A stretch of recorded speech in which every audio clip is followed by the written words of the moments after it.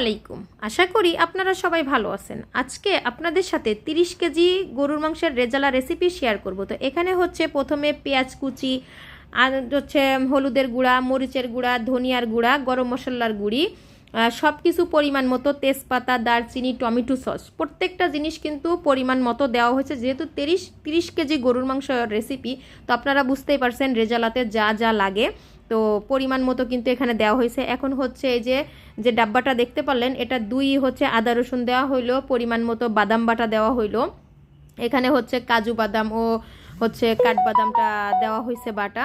তো তার সাথে হচ্ছে এখন টক দই দেওয়া হবে। তো সব কিছু আসলে রেস্টুরেন্টের বড় বড় শেফরা যেভাবে রান্না করে, তারা হচ্ছে তাদের পরিমাণ অনুযায়ী দেয়। তো প্রত্যেকটা হচ্ছে এখানে পরিমাণ অনুযায়ী দেওয়া হয়েছে। তো এখন হচ্ছে টক দই দেওয়া হবে। এই যে 2 ডাব্বা টক দই দিয়ে দিল 30 কেজির জন্য। তো 30 কেজির জন্য যদি 2টা হয়, তাহলে 1 কেজির জন্য বা 2 কেজির জন্য কতটুকু হবে তত বুঝতেই পারছেন, সামান্য পরিমাণ হবে। আর এখানে 2 কেজি পরিমাণ তেল ধরে, তো এখানে হচ্ছে 2.5 কেজি পরিমাণ তেল দেওয়া হবে, 2 কেজির একটু বেশি, মানে 2.5 কেজি তেল দেওয়া হয়েছে। পরে আরেকটু দেওয়া হয়েছিল, দিয়ে সব কিছু কিন্তু ভালো মতো পরিমাণ মতো লবণ দেওয়া হয়েছে, তারপরে মিশিয়ে নিতে হবে। আসলে এক কথায় বলতে গেলে যে যা যা লাগে, ঠিক আছে। এখানে একটু পেস্তা বাদামও দেওয়া হলো বেটে। তো সব কিছু একত্রে এখন হচ্ছে মিশিয়ে নেওয়ার পালা। তো এই যে হচ্ছে এখন মিশিয়ে নেওয়া হচ্ছে, দেখেন কিভাবে মিশিয়ে নিচ্ছে। এখনও কিন্তু চুলায় উঠানো হয় না, এটাকে হাতে মেখে বসানো হচ্ছে। আর এই রান্নাটা যে খেতে এত বেশি মজা ছিল, দুর্দান্ত টেস্ট। আর একটু গরম মশলার গুঁড়িটা দিয়ে দেওয়া হলো, তখন পরিমাণে একটু কম হয়েছিল, এই জন্য আর একটু দেওয়া হলো। আর এখানে কিন্তু আস্তাও দেওয়া হয়েছে, আস্তাগুলোও কিন্তু প্রত্যেকটা দেওয়া হয়েছে। তারপরে হচ্ছে এই যে এখন মেখে টেকে সুন্দর করে চুলায় উঠাই দেওয়া হবে।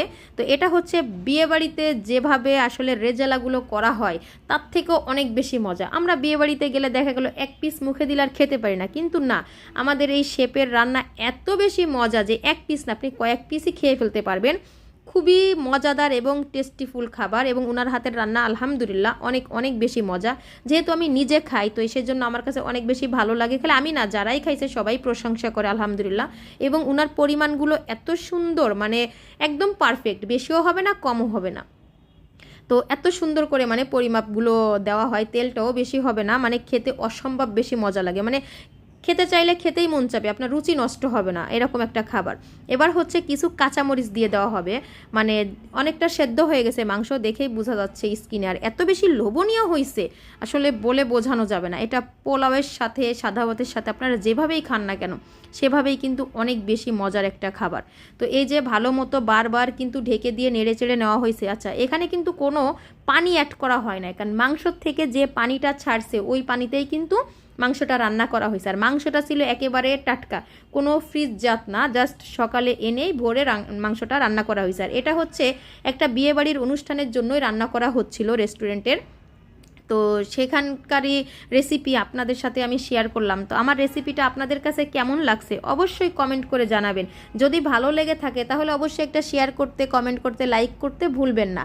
আর তাসলিম আপুর কাছে আপনারা নতুন নতুন কে কী রেসিপি চান অবশ্যই আমাকে জানাবেন।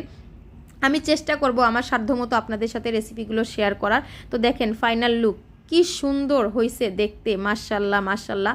আর খেতেও কিন্তু অনেক বেশি মজা হয়েছিল। তো এটা হচ্ছে 30 কেজি মাংসের একটা রেজালাটা এত বেশি মজা বলে বোঝানো যাবে না। তো আপনারা চাইলে ঘরে কিন্তু এভাবে ঘরোয়া রেসিপির মতোই আজকে রেসিপিটা আপনাদের সাথে শেয়ার করেছি, আপনারা চাইলে এভাবে কিন্তু বাসাবাড়িতেও করে দেখতে পারেন। আলহামদুলিল্লাহ, আশা করি অনেক বেশি মজা পাবেন খেয়ে, কারণ অনেক বেশি মজার একটা রেসিপি আজকে আপনাদের তাসলিমা আপু আপনাদের সাথে শেয়ার করেছে। আর আমি কিন্তু যত সম্ভব ইজিতে শেয়ার করার চেষ্টা করি, ইজি রেসিপি। তাসলিমা আপু মানেই হচ্ছে ইজি রেসিপি।